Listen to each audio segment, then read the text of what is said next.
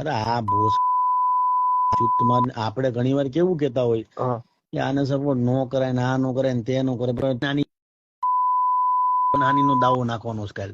એની ઓકાત જ નથી. કાલે ખાલી ભાવનગર નો બાયલો, એનું નામ જ પાડવાનો ભાવનગર નો બાયલો. એક જ ડાયલોગ, ભાવનગર નો બાયલો બાવણા આડો ઉભો ઉભો વિડીયો બનાવે ને હા તો બહુ કીર્તિ નો સપોર્ટ કરશો ને, બાયલા તારી ફાટે, તું એની હારે હુઈ ગયો છો એમ કેવાય. હોઈ ગયું. હા, અને તારું કમિશન. તો નમસ્કાર દર્શક મિત્રો, વિડીયોમાં તમારું સ્વાગત છે. તો મિત્રો, અત્યારે તમને ખ્યાલ જ છે કે સોશિયલ મીડિયા ઉપર લાલાભાઈ આહિર અને ખજૂરભાઈ વચ્ચે વિવાદ ચાલી રહ્યો છે. મિત્રો, લાલાભાઈ આહિરે ખજૂરભાઈ ઉપર આક્ષેપો લગાવ્યા હતા કે તે 5 માણસનું સારું કરે છે તો સામે 10 માણસનું તે ખરાબ કરે છે. એટલું જ નહીં, પરંતુ લાલાભાઈ આહિર કે જેમની પાસે થાર ગાડી છે, તો મિત્રો એમણે એવું પણ કીધું હતું કે ખજૂરભાઈએ તેમના સાથીદારોને કહીને તેની ગાડી ઉપર હુમલો કરાવ્યો હતો, તેમની ગાડીના કાચ પણ તોડી નાખ્યા હતા.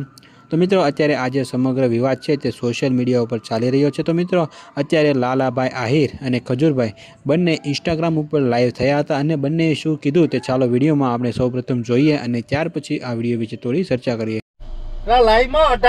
શા માટે નો ખાઈ, હું તમને લાઈવ બતાવીશ. તો મિત્રો, આ વિડીયોમાં તમે જોયું ને કે લાલાભાઈ આહિરે શું કીધું અને ખજૂરભાઈએ પણ શું કીધું.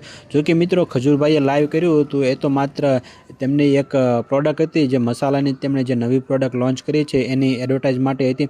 પરંતુ મિત્રો, ઘણા બધા લોકોને એવું હતું કે આ જે ખજૂરભાઈ જે લાઈવ થવાના છે તો એમાં તે લાલાભાઈ આહિર વિશે કાંઈ કહે છે, પરંતુ મિત્રો એવું કાંઈ પણ નહોતું. ખજૂરભાઈએ માત્ર એક પોતાની પ્રોડક્ટ છે તેની જાહેરાત કરવા માટે આ લાઈવ કર્યું હતું, જેના લીધે ઘણા બધા લોકોને એવું હતું કે તેઓ લાઈવમાં લાલાભાઈ આહિર વિશે કેટલા ખુલાસા કરશે. પરંતુ મિત્રો, તમે આ વિડીયોમાં આગળ જોયું તેમ આ એક તેમની માત્ર પ્રોડક્ટ હતી, એમની જાહેરાત હતી. તો મિત્રો, આ સમગ્ર મામલે તમારું શું કહેવું છે? શું લાલાભાઈ આહિરે જે ખજૂરભાઈ ઉપર આરોપો લગાવ્યા છે તે ખરેખર સાચા છે કે ખોટા?